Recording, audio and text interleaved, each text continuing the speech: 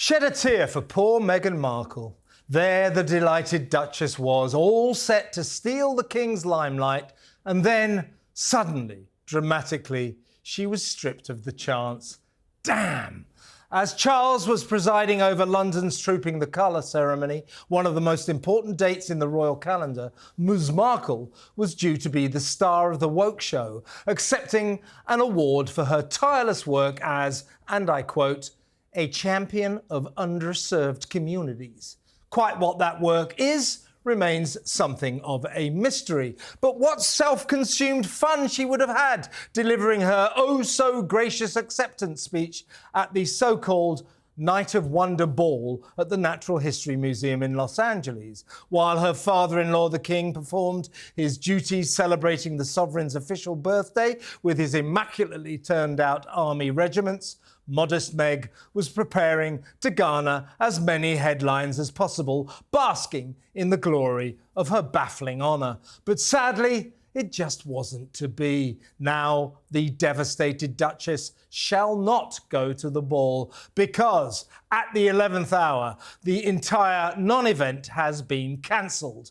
Organisers declaring it too dangerous to go ahead with the allegedly star-studded $1,500 a ticket gala as LA burns amid the escalating immigration riots. What a shame. Oh well, as the caring, sharing Mrs Sussex reflects on almost being recognised for her, and again I quote, work to advance community well-being and expand opportunity.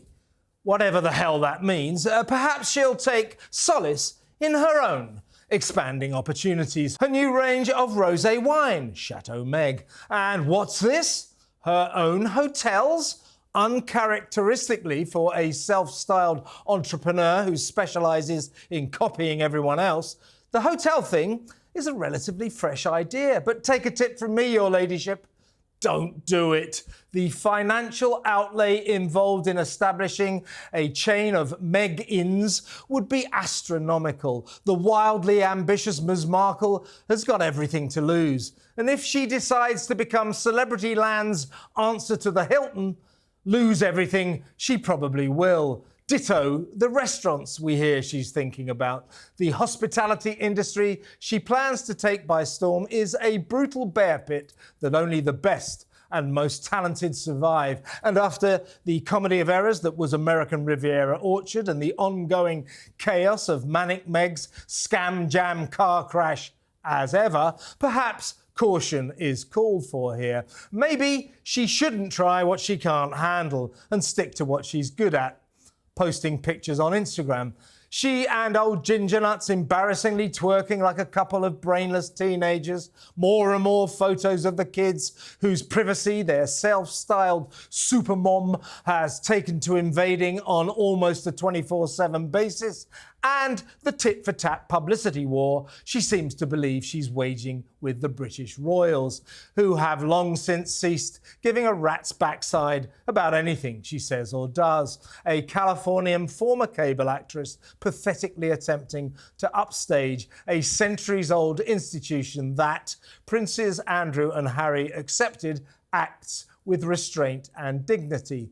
Good luck with that, Meg. Who can forget this time last year when the brave Princess of Wales thrilled us all with her announcement that she would attend Trooping the Colour, her first public appearance since revealing her cancer battle. Kate's courageous comeback. Now that's front page news. Meghan's almost instant, farcically feeble response, unveiling her new range of dog biscuits. Not news at all. As a media ploy, a barking mad non-starter. In terms of her blizzard of social media activity and increasingly frenetic semi-revelations about her confusing business plans, it's hard to work out what precisely is occurring on Planet Meghan. But she's sure as hell trying. Very trying. But meanwhile, is there anything happening on Planet Harry? I mean, anything at all?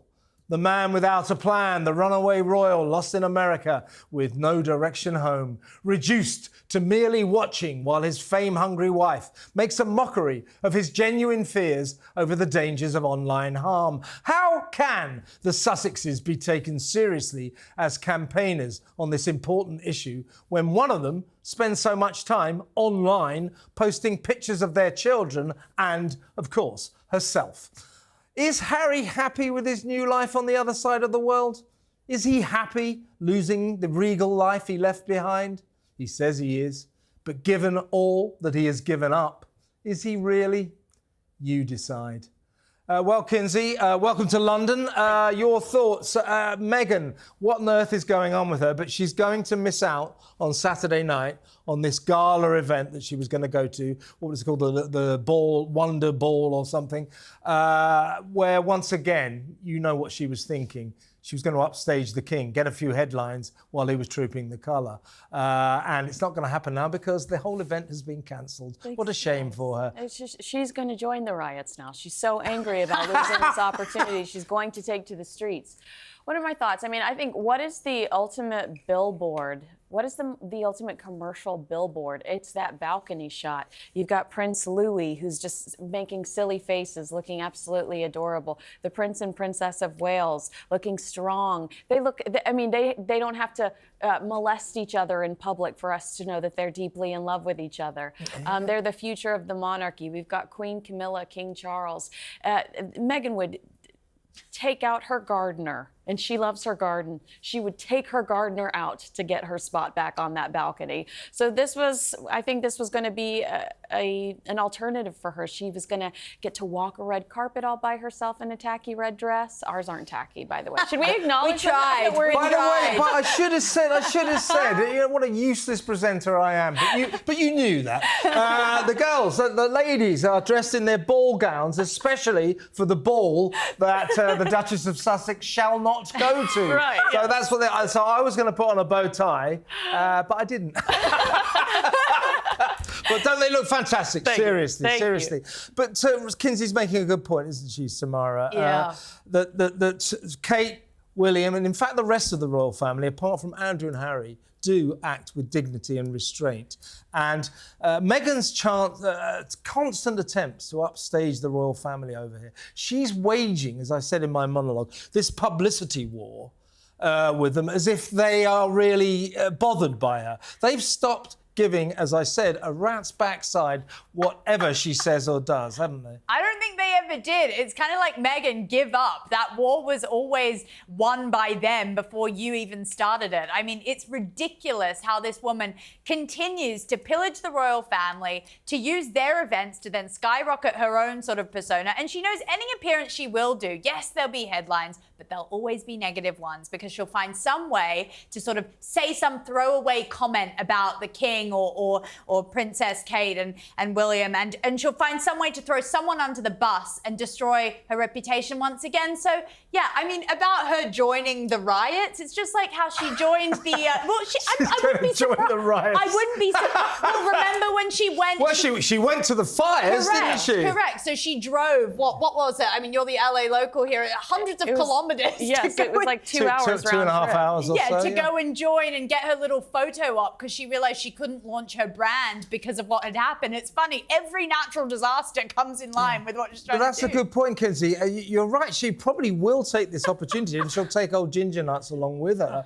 to go disaster tourisming again, won't she? She'll go down there to, offer sympathy with everybody. I don't think Prince Harry wants to get that close to ice. Yeah. Okay? I do think Prince Harry wants to get that close to ice. Yeah. Special talent. One special talent, mate. Yeah, you want to deport someone, Donald? I've got an idea. Prince Harry. How about that? Let's start with him. Nobody's going to riot against that, are they? We'll have a riot for that. How about that? We'd have a kumbaya. That's when everybody sits in the streets. Kick him out, kick him out, kick him out. That's what we've got to do. That's what we've got to do. But, I spoke also, Kinsey, about, we've talked about this before, but you can't help noticing that her frenetic activity, her blizzard of activity, posting stuff on Instagram, her, the kids, making announcements, podcasts. I'm stopping as ever until next year. Oh, no, I'm not.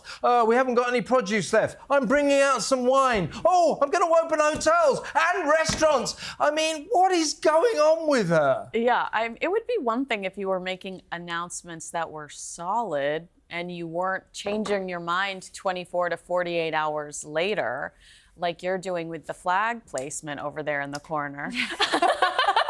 It's the producer. He keeps telling me to move the flags around. It's like I'm playing chess.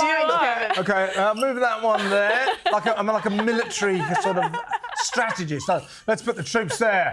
And we'll put Meghan here, Harry here. We'll put the rioters there.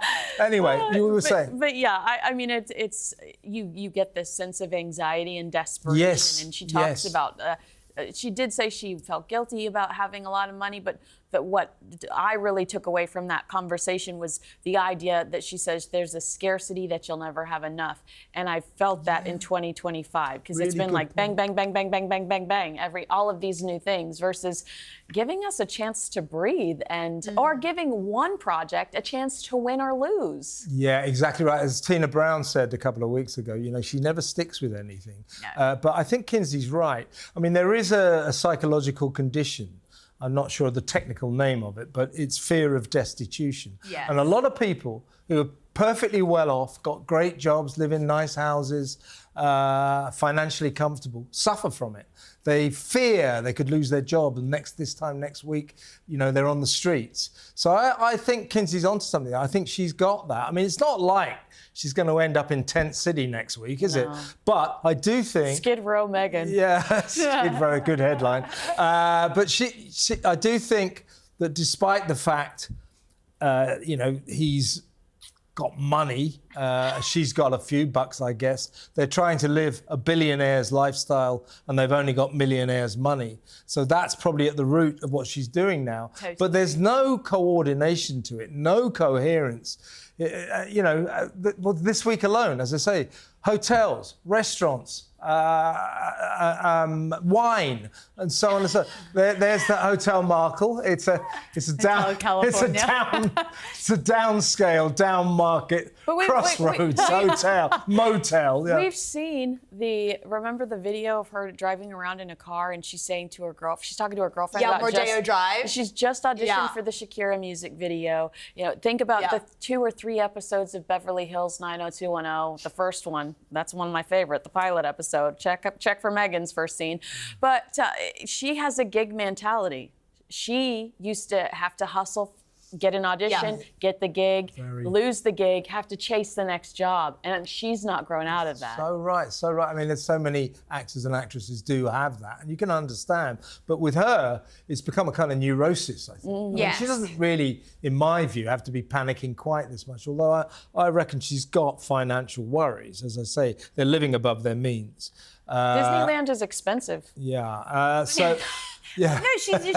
But she really does have a scarcity mindset because it's even evident in her reasons for leaving the royal family. I mean, one of the things that she said was one of the hardest things of her life is that she only got to go out to lunch 2 times while she was in the firm. And I think that's because, she didn't pay for her own bridal shower. Her rich friends had to pay for that because the royal family wasn't going to give her millions of dollars. How did she like Burger King? Did she enjoy it?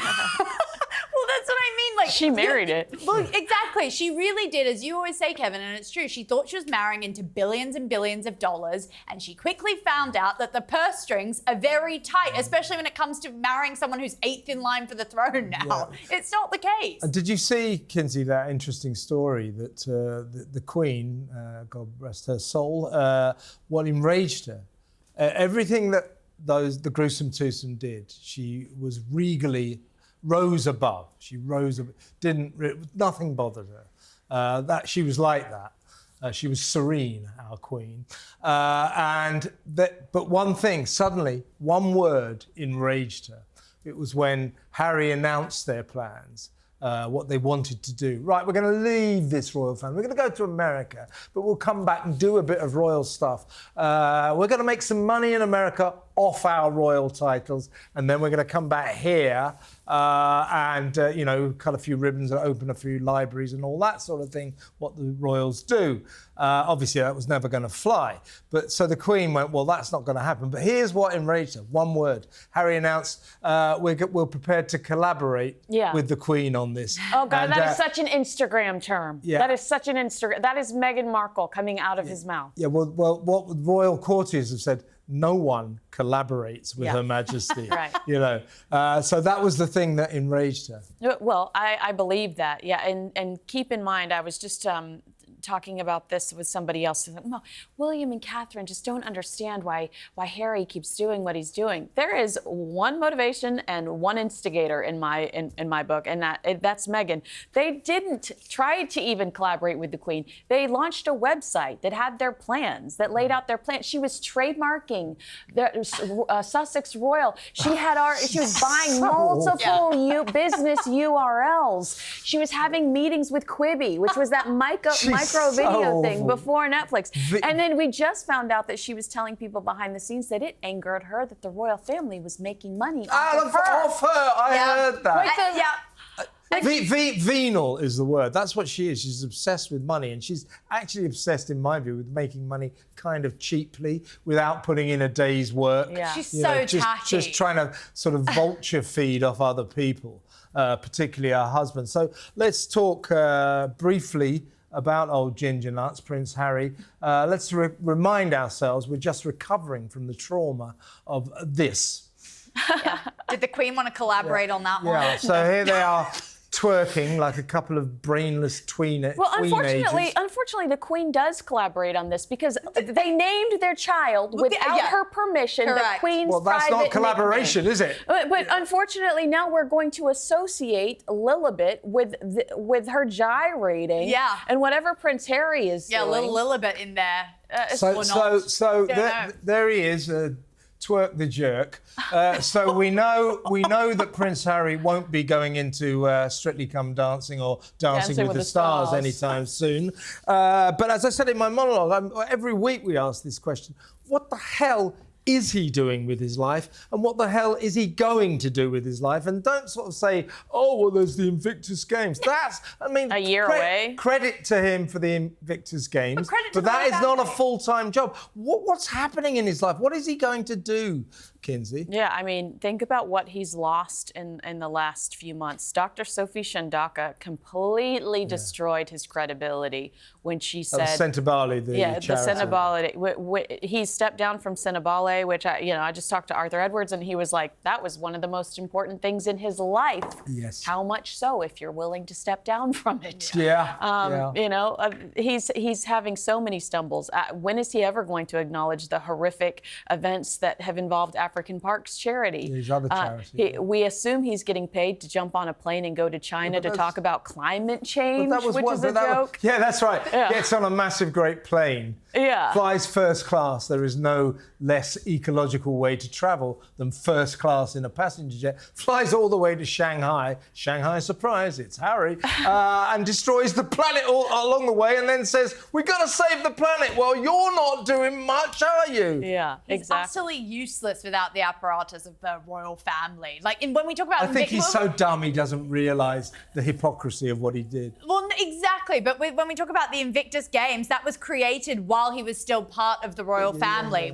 I can't earmark anything he's done since then which has any notoriety, because he really is built for that life. He can't exist outside those gates. And I think that's going to be a lifelong struggle for him. Yeah, it will have an issue. I'd love for him to tell us how the porta potties work, where the porta potties go. When you talk about the Invictus, that template was built by the British royal family, by their courtiers, by their team. Yeah. And they just basically took that template and found some people that can copy paste. Yeah. See, the thing that what I always say about him, old Harry, and I feel sorry for him in quite a lot of ways, because he just hasn't got the intellect to handle his lot in life. I mean, being born in the royal family, I mean, that is an extraordinary hand to be dealt. Do you know what I mean? Now, the others are intelligent enough to say, well, this is it. I'm a member of the royal family. How do I quantify this? How do I deal with this? He has never had the brains to deal with it, hence his appalling behaviour. And that interview he gave, what was it now, a month ago, after he lost his stupid court case to try to get armed police protection in Britain, which he didn't deserve and was never going to get, but wasted nearly, $2 million fighting that case after he lost that, and he gave that interview.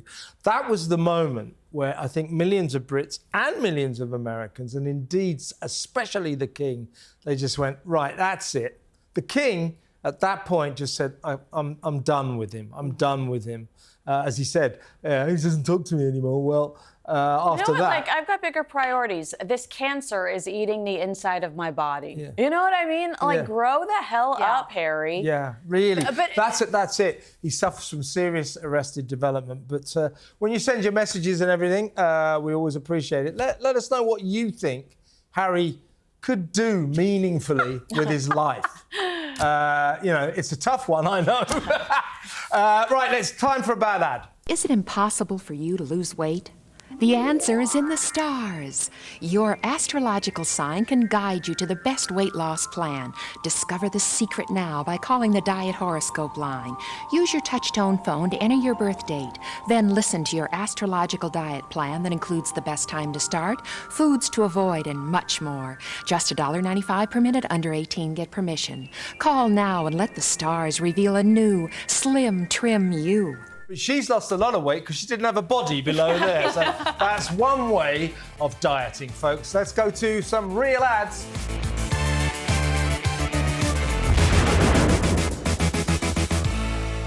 What just happened?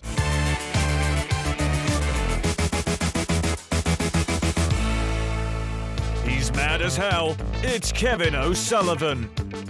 Welcome back to part 2 of this very special edition of What Just Happened.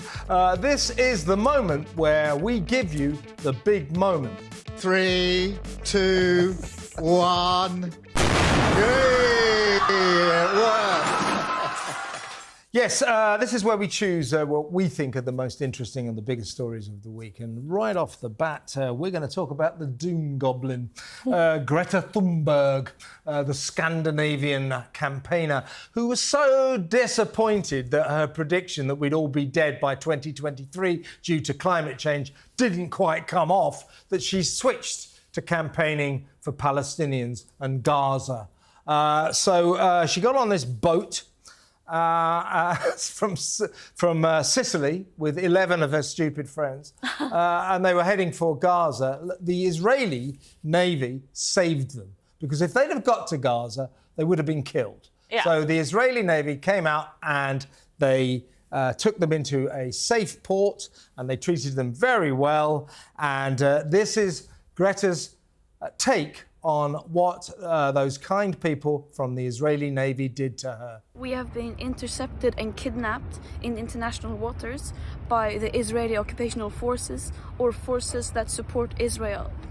I urge all my friends, family and comrades to put pressure on the Swedish government to release me and the others as soon as possible. Yeah, they saved your life, you stupid little girl. Anyway, they treated her so badly, pretty soon she was seen happily accepting a sandwich from one of the... There you go, she's getting a sandwich there. She's got a little frog hat on. Do you know the funniest thing about this boat, right? They called it the Freedom Flotilla. So it had on board a symbolic, performative cargo of aid for the poor people of Gaza, right? Apparently, these 12 kids on it ate most of it. They were grubbing, dude. No, they ate most of it on the way. Yeah, I'm not surprised. So there wasn't much left. Anyway, then they get taken in to Israel. There she is in her economy seat with her silly little T-shirt. What is she now, 22, 23? 22, But enough of her IQ. She's just such an annoying little person, not prepared to think about the other side of the story, and just getting involved in stuff that, as I say, is way above her pay grade, and for refusing to watch that film, and for being a coward, by signing those deportation papers. Greta, you little doom goblin, go straight to hell. I think that there's nothing Hamas loves more than Daisy Dukes, short shorts. And that's So what she was true. rolling up in. Yeah. I mean, can you imagine if she would have tried to prance around in those? Exactly right. Yeah, Hamas's friend, right? Hamas's Well, friend. that's the thing. The collaboration of jihad and left-wing activism is something that I never foresaw until about 2024. And it's really interesting to see someone who wouldn't survive a day in Gaza sort of blindly heading there on a yacht. I mean, it's the reason that it's enraged so many people in the internet is because it really does come to why people are annoyed with this tone-deaf activism These that this woman Greta and her friends, perpetuates. these kind of people, it's rent-a-cause. Oh no, the planet didn't end. Everybody didn't die in 2023 like I said they would. Right, what else? Oh, Palestine, yeah, I'll have a bit of that. It's pathetic. As the Israelis said, that was the selfie yacht. It's all about Greta. Anyway, Greta, thanks for nothing. Let's talk about the LA riots. You're just in from LA, of course, Kinsey. And one of the funniest things, well, it's not that funny, I guess. These are riots because ICE, the Department of... what's it for? It's the Department for... anyway, it's the Immigration Department. These are the people that deport illegal immigrants, illegal migrants. Anyway, they moved into LA, downtown LA, because there's, as you know, Kinsey, if they deported every illegal migrant in LA, there'd be hardly anyone left. Yeah, and all the backyards would be a real mess, wouldn't they? The gardens. Anyway, so these riots... Who's going to watch Meghan's kids? Yeah, these So true. the Immigration and Customs Enforcement. That's Thank you, ICE. thank you. So they go into the downtown to go into various workplaces where they thought there would be illegal migrants, and guaranteed there would be. Anyway, so the local community get very upset, and they start having these riots, and they start... It's not, I mean, to be honest, I don't think it's a lot of the local community. I think it's instigators. I think it's troublemakers, and I think it's people with an agenda who are also, there are Craigslist posts offering to pay people to join them as well. Absolutely. Well, I agree with you, Kinsey, absolutely. There's something quite suspicious about these riots. But the news anchors and the reporters in Los Angeles, they started doing this strange stuff, the enemy of journalism. They start going largely peaceful protests. Yeah. You know, that's like saying a train crash in which 50 people die. Most of the people survived. Yeah. You know, that's not journalism. No. Anyway, have a look at this. The LA County Police say that they have it under control. Carrying a flag is not illegal, as you know. What did happen in 1992 was so different from what we're seeing now. I mean, that was a real riot. We are having an administration that's targeting peaceful protests, people that are there to protest. The president is sending the National Guard because he doesn't like the scenes. He doesn't like the scenes of people peacefully protesting. You know, you've heard reports that there are riots on the streets of Los Angeles. That is not what's happening across the city of Los Angeles. Yes, it is, mate. Those are riots. And by the way, 1992, the last time they sent the National Guard into Los Angeles, the Rodney King riots. Who was the ace reporter covering it on the scene? Me! I was there. But those riots are nothing like the Rodney King riots, but they're pretty bad. But there's this weird kind of thing, because Donald Trump is being blamed for fanning the flames of this unrest. All of those Democrat hosts and journalists, you know, trying to say it was a largely peaceful protest. No, it wasn't. Don't be so ridiculous. Now, we have conflicting stories about what's going on here. The Democrats, Governor Newsom, Karen Bass, the laughable mayor of LA, they both say that Donald Trump deliberately sent in the troops to rack it up and embarrass a Democrat city. But Donald Trump said this. Newsom is totally incompetent. He's not going to do it. Look at the fires he had. There's something wrong with these people. All I want in terms of engagement, I just want to see peace. If there's peace, we get out. If there's even a chance of no peace, we stay there until there's peace. And a lot of people are being arrested. The rioters, or whatever you want to call them, they better know a lot of people are being arrested. They're going to be in jail for a long time. You know, sometimes Donald can be really cruel because he made little Governor Gavin Newsom cry. California will keep fighting. We'll keep fighting on behalf of our people, all of our people, including in the courts. Just yesterday, we filed a legal challenge to Donald Trump's reckless deployment of American troops to a major American city. Today, we sought an emergency court order to stop the use of the American military to engage in law enforcement activities across Los Angeles. Poor Gavin, poor Gavin. I mean, you know, genuinely, you can see his eyes welling up. He's getting very emotional there. I mean, it is an interesting story. You're right at the centre of it there, Kinsey. The opponents of Trump say that he sent in 4,000 National Guards for British audiences and Australia, Canada, etc., just to make sure that you know, the National Guard, they're not like the full-time army. They're like the reserves. We used to call them the territorial army. You know, people who do it at the weekends and all that. So he sent in 4,000 of them. Now he's talking about sending in 700 Marines. And the opponents, Gavin and that laughable mayor, Karen Bass, they say, well, he's done this to embarrass a Democrat city. And I say, no, Karen, Gavin, you're doing such a great job of embarrassing yourself. I mean, these two, I had a Democrat on my show last night, a staunch Democrat. And when I said, look, respect to the Democrats. Respect to the Democrats. I said, but my God, you could do better than Gavin Newson and Karen Bass, couldn't you? And he just burst out laughing. Yeah. Even Democrats know they are the disaster duo. Well, I mean, Gavin Newsom is crying for his future career. He wants to be the Democratic candidate for president, for upcoming president. But this is the same man that sat with a group of besties, a large group of friends. Well, what was it, 20 friends at the French Laundry while we all had to wear masks to walk our freaking dogs on the beach. He was maskless, enjoying dinner with his friends. He's a total hypocrite. His wife was seen in the midst of all this chaos with her $3,000 handbag going shopping. Yeah. Wow. So that is not a sincere tear coming out of his face. And when LA was on fire, those terrible fires, which Gavin Newsom has a lot of questions to answer. Where was the water? What was up with the fire brigade? Karen Bass, the mayor, was in Ghana. Pressing the flesh and spreading the word sort of thing. Thanks. Of wokery. Yeah. Those two screwed up LA during those fires badly, didn't they?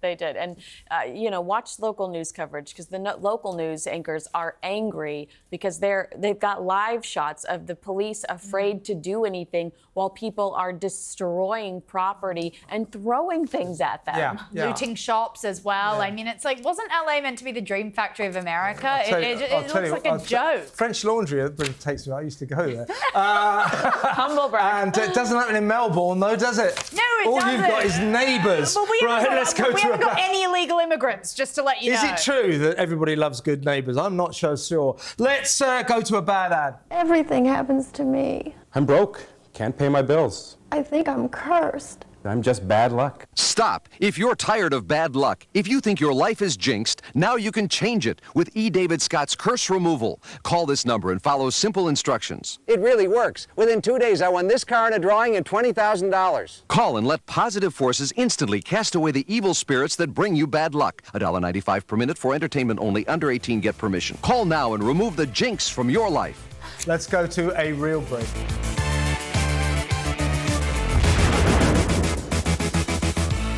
What just happened?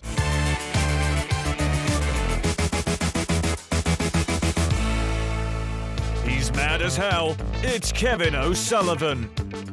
Welcome back to part 3 of What Just Happened. Well, without further ado, this is viewers' questions. And who asks me the viewers' questions? It's not Kinsey, because this is the first time she's been on the show. It's Samara. It's the second time. Yeah, it's the second time. Is it the second time? Yeah. So forgettable. No way. Time. When was the other time you were on? Like a year ago. Yeah, a year ago. Yeah. Oh, that's right. No, but it was a different... Simple Simon was here. Yeah, Simple Simon was here. So forgettable. God. Let's run into those questions. I failed to acknowledge their lovely ball gowns. Now I forgot Kinsey's on the show. I think I'll just leave, really. Okay, hit me. Literally. No problem, Kev. What do you make of claims that Meghan Markle faked her pregnancy? Controversial. Well, look, we have this policy on this show that actually Harry and Meghan don't have any children. It's all, we buy right into that conspiracy theory. And I did think that her baby bump in that twerking video looked kind of weird, but then again, I'm no expert. Dare we say it? Of course she's pregnant. There's not a fake pregnant. I have to say that I look at the Oprah Winfrey interview and she looks very angry, very big, very pregnant, and very angry. But I do want to say that the reason why people are upset about this, and I think it's important to acknowledge this, the reason why people are curious is because the children lose their line in the succession if they are not Meghan Markle's and Prince Harry's and birthed by Meghan Markle. It's all about protocol, it's all about tradition, and it's all about rules. And that's where this curiosity stems from. I had somebody say to me, it was a misogynist that we have this conversation. No, it's about history. It's about royal history and the importance of royal history and royal rules. And that's what this is about. But I do believe that she was pregnant. Yeah, but it'll be also this obsession they have with the privacy of just showing us bits of the kids. Yes. So that makes people say, well, are they? It's their fault. It's their fault that the people speculate like this. She's so untrustworthy. I can't trust anything she says or does. Isn't it? That's it. She lies like a rug on the floor. So who knows? We don't know. Well, we'll continue with the policy of this show that they don't actually have children. Right. I don't. I don't want to get fired. Kinsey's out of this. Kinsey doesn't like that. Kinsey actually has a reputation to uphold. She does. She does indeed. But Samara has a reputation to uphold as well. Luckily, I don't, so I can say what I like. Next question, please, Samara. Rachel Reeves says all migrant hotels will be shut by 2029. Where will everyone go? It's a great question. Oh, no, they won't, Kinsey. Logic. So in America, you've got your migrant crisis that President Trump is busy solving, remarkably, by the way. I mean, the numbers coming across the southern border, which used to be in the millions every year, it's gone down to virtually nothing. So if you have a government and a president or a leader with resolve, you can solve your migrant crisis. We in this country have a leader and a government that don't have any resolve. They don't really care. They kind of like the migrant crisis. So they keep coming, so they won't be sent home. They're in hotels at the moment. It costs us £4.7 billion a year to put all these migrants into hotels. And the Chancellor of the current Chancellor of the Exchequer, Rachel Reeves, says they'll all be out by 2029 at the end of this Parliament. A, they won't be. And B, even if they are, where are they going to put them? And Rachel Reeves, all of the cabinet, they go, oh, well, we're reporting on, they've got no answer, because they don't know. But I do. They're going into social houses, they're going into council houses. So British people who have lined up for years to get their social housing, council houses, we'll have to go to the back of the queue, while these foreigners who broke into our country illegally will go to the top of the queue.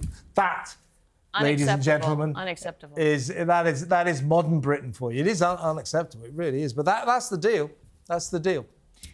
Yeah, I mean, we should be offering golden tickets to people, not anyone who comes here on a boat settlement. They keep talking about. So our Labour government, our socialist government, keeps saying, oh, we've really racked up the deportations. We've deported 24,000 people. Yeah, 2,000 of them were voluntary, were compulsory. 22,000 were voluntary, and 22,000 people were paid by this government to go back to their home countries. It's unbelievable. 2,000, that's all they've deported. So, time for a bad ad. What does your handwriting reveal? Unknown health problems, secret fears, unnatural desires? Handwriting analysis is an accurate science that reveals facts about you that you don't even know.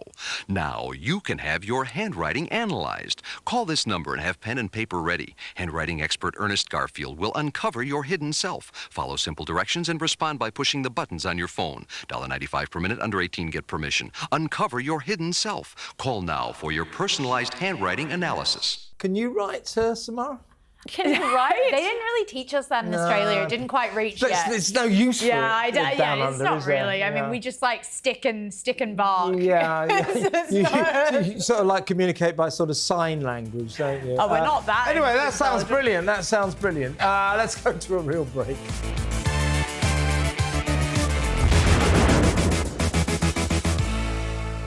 happened?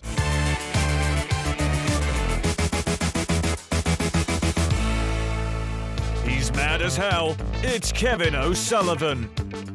Welcome back to the final section of this very special edition of What Just Happened, because Kinsey's here. This is the complaints department, where we go through some of your messages that you're kind enough to send. Not all of them complimentary, but we can take it, I think. So let's get going. You first, Samara? Mama's Maid said, Kevin, you crack me up, from Ohio, USA, Wellston. And Samara, I love that shirt. I need it. That's not a complaint. You can have it if you want. Just send me your address. I'll send it to you. We haven't got it on now, have we? Okay, Kinsey, what have you got? Wait, why is hers nice and mine are mean, Chuck? Yeah, well, you might get a nice one. You know, you got to just roll with it. I got some savage. All right, so Kinsey Schofield really needs to snap out of it. Hashtag Prince Harry was clear, but she/they, I go by she, I go by she, her, she, her, don't want to hear it. He is happy in the U.S. and he has friends there, even without knowing what I know. Kinsey, mentally sick and obsessed with Prince Harry. I love a bald spot. Kinsey Schofield knows nothing.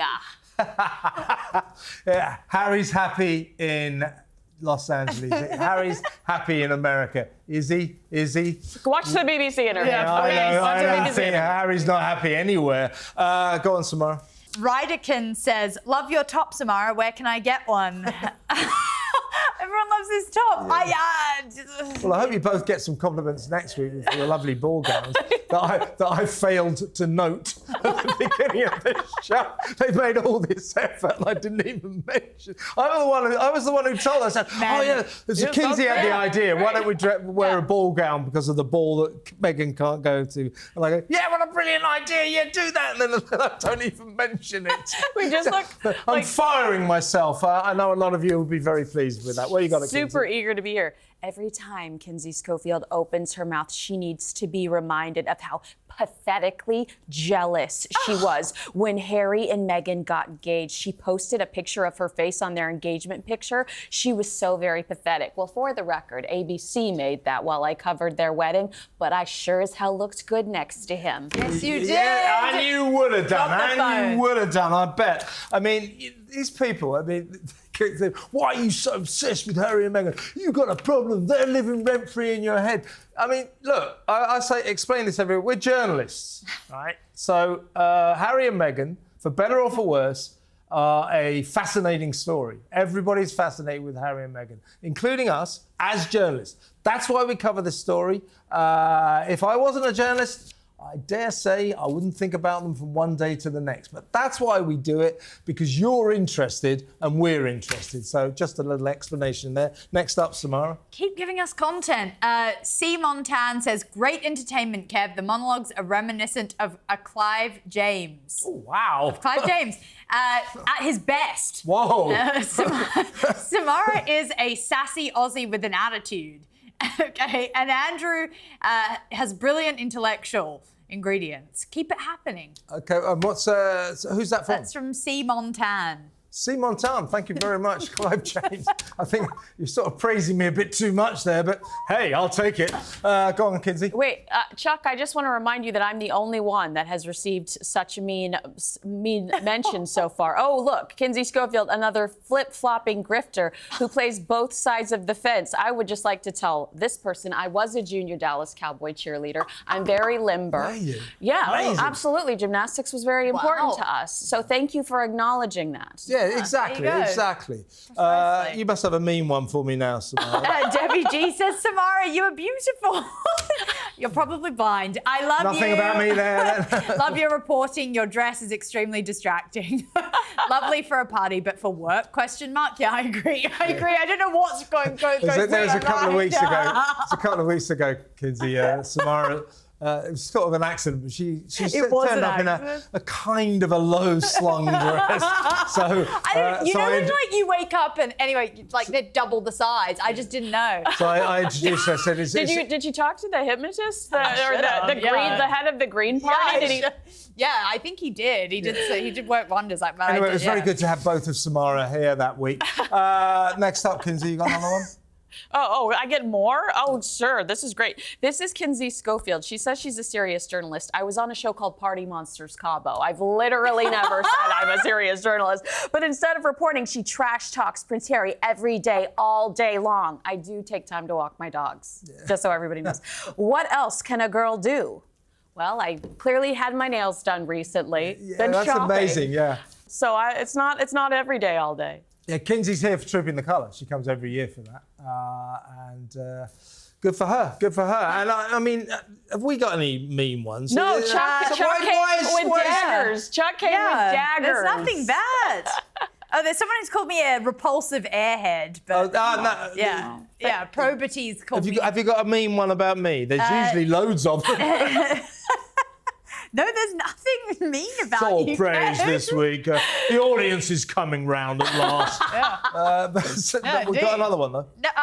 Yes, Lorna says, I may try again, but she's beyond horrendous. For me, she's worse than Samara Gill, who is an ignorant, loud, screeching, mad clown. Who's worse? Thanks, Lorna. I don't know. Yeah, mate, I don't know. Do you know Surely not. Somebody tweeted me this week to say that that Samara's voice should be used as a weapon of war. I can't swear. Yeah. No, we usually get lots of. Why have you only given Kinsey mean ones? Yeah. Chuck, Bo Buck. We're going to have a word after the show.